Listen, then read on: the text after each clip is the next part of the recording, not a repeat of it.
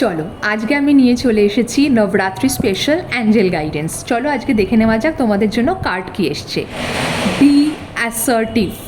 B assertive মানে এটা খুব একটা ইম্পর্টেন্ট কার্ড তোমাদের জন্য। তার মানে হচ্ছে প্রথম কথা তো be very very positive through out this Navratri.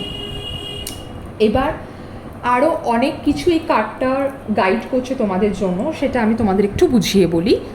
সেটা হচ্ছে এই যে কার্ডটা আছে এটার মানে হচ্ছে তোমরা অনেকেই হয়তো এর মধ্যে আছো যারা অপরের জন্য ভীষণ করো কিন্তু নিজের একদম খেয়াল রাখো না।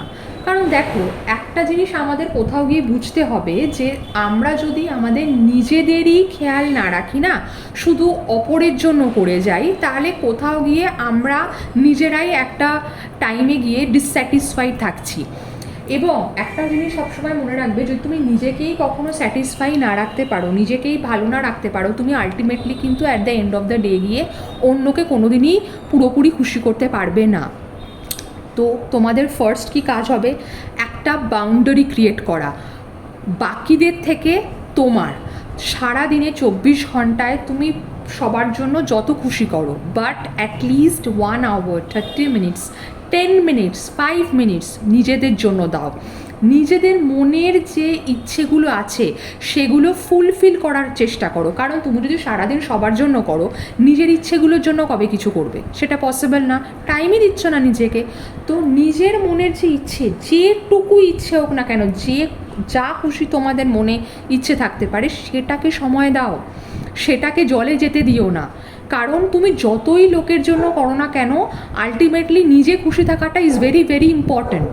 তো একটা তার জন্য প্রথমেই কি করতে হবে, নিজের একটা বাইরে একটা বাউন্ডারি সেট করতে হবে, নিজের একটা পার্সোনাল স্পেস নিজেকেই ক্রিয়েট করতে হবে। আর শোনো, তুমি তোমার মনের ইচ্ছে ফুলফিল করার জন্য কিন্তু বাইরের কোনো লোক আসবে না তোমায় হেল্প করতে। যাদের জন্য তুমি করছো তারা কিন্তু তোমাকে হেল্প করতে আসবে না। নিজের যে মনের ইচ্ছেটা নিজেকেই ফুলফিল করতে হবে।